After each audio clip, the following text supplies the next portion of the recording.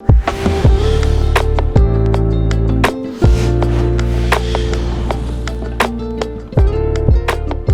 are reality stories, guys. This is not some strange stories out of the woods or anything like that. This was football. Football brought people together. And when people were together, people were very happy. It was a happy nation in unison. And that is why we are gathered here again today to talk with Stan. No, but I think, Bob, as well, when you hear all of these stories, and you would have also been put in the midst of, foreign things that were happening, but you had supportive teammates. Or were you one of those that ran away and didn't want to be a part of any of the Muti stuff? Robbie, No, I this never man ran was away. playing for Cosmos. And at Cosmos, there has to be a private doctor. This man.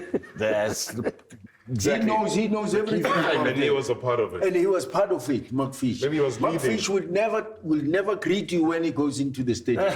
yeah. No, Doesn't McFish. say. That's just focused. But Yeah. my first experience was Was it doing my Cosmos? debut. Cosmos. Yeah. We were just saying that Joe Mo, he mentioned me to that one. and it was amateur, semi-professional. Yeah. Training twice a week and this and that. And so I was still at 92 when I joined Cosmos, polishing my own boots. No one polished my boots. Get their kit bag with Roy Matthews. I think it's me. I can't remember. And Thomas Gage would have been there. Gus Kalani. No, but coming from Pretoria. Yeah. And Pelin Palsakis, your friend. Touch was still there. Pisakis, yes. Yeah. And anyway, you get into the the stadium. Yeah. And next minute, this guy says, "No, let's put our boots in the middle of the change room." I'm like, okay. And I'm watching this, changing. Next minute, it's flicking water on it. I'm like, pull back. Which I said, I polish my boots. You don't polish our boots, don't you? I said, no, put it back. Anyway, I think we won 1-0. Don't know. It's not important. But that was my first experience. I'm like, I got.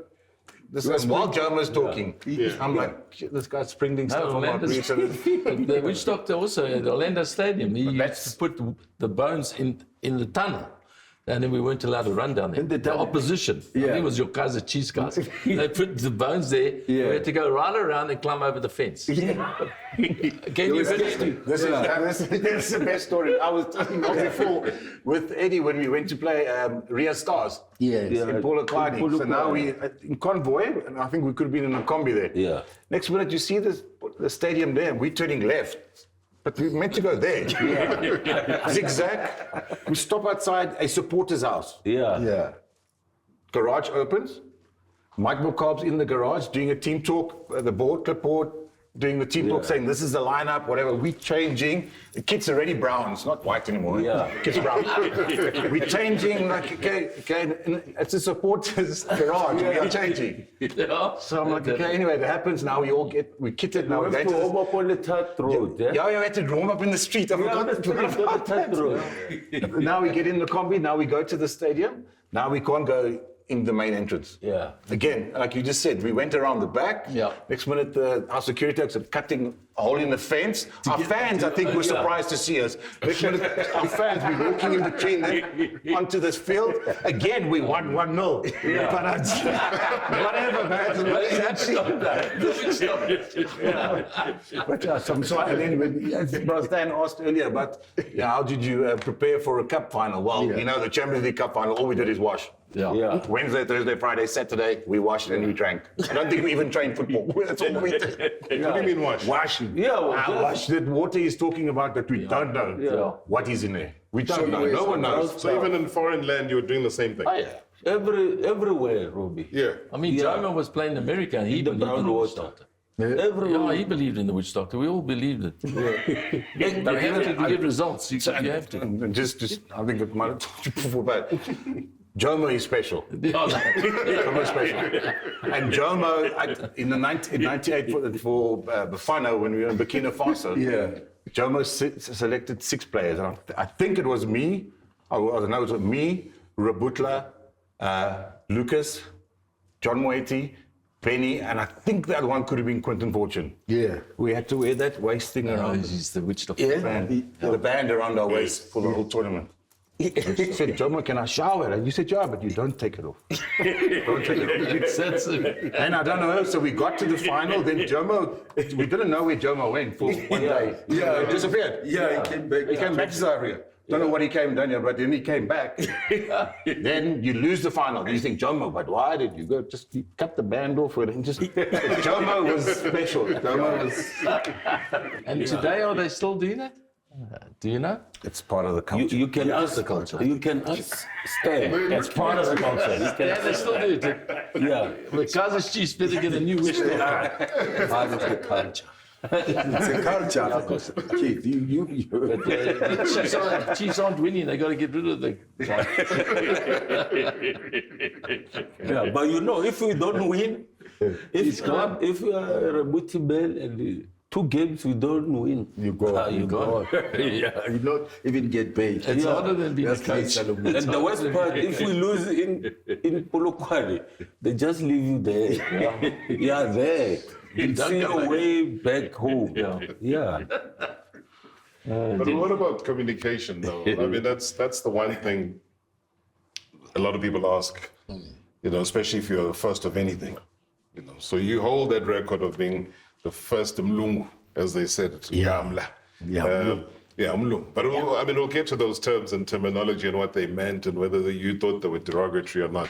But just from a communication perspective, you talked about Brian Goldrick being the coach then. So I would imagine that there would be no problems in terms of that. But within your teammates, were they, you know, sticklers for, I don't want to talk Zulu, Sotho, Tswana? That's what I was saying. That's why they were such a good team. Yeah. They spoke, it was like my mates are like, I've known them forever. They were unreal. They used to go out their way, actually. They used to go out their way. Yeah. And when you walked in the change room, it was, hey, Atagati. I mean, they used to make you feel good. That was important because, you know, I wasn't sure if I've done the right thing. Am I good enough to be in the team? You know, we had some good players. Jomo was in the team. He's a hard boykie to play with. You know, I got on very well with him. We played well together. But there were some really talented boys. And I thought maybe I wasn't good enough. But they made me feel better, so I started to perform, which was quite important.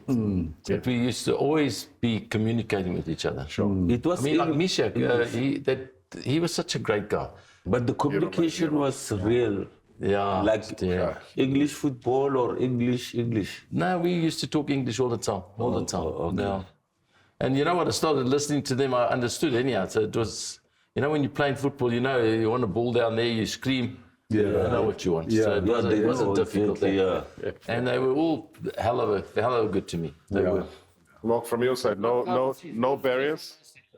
No, it's pretty much similar. I think the step to Cosmos, probably it made it a lot easier than obviously moving to Pirates eventually to a bigger team. But Cosmos, very welcoming, definitely. But obviously you get quickly aware of 1 or 2 individuals in the team. Yeah. And then if they're not happy with the coach, then there's like issues. That's like weird for me because if I'm playing football, I will give 100%. But then you can see, you know, the way he's training, then he will know who he is, so I won't mention his name. But you do things and like, no, this is strange, man. What, you know? And then it becomes like a little group there, and then they're not against you, they're against the coach. Yeah. But then they also want you to also start performing. It's like, nah, my friend. So things like that happen, but it happened to our detriment because at the end of the days, we in 92, you know, we got to the Bobsleigh final, so it gave us opportunity to play in Africa, and then. For whatever reasons, Roy couldn't travel. Roy was his health, and then Jomo just didn't travel with us. So we had a player coach, Freddie Banda, the late Freddie Banda, and he many times, you know, he was the coach when we traveled, and we did well. We got to the semi-final at we would have been one of the first teams as Cosmos playing in Africa, representing South Africa. So, and we got to semi-final, but when we came back here.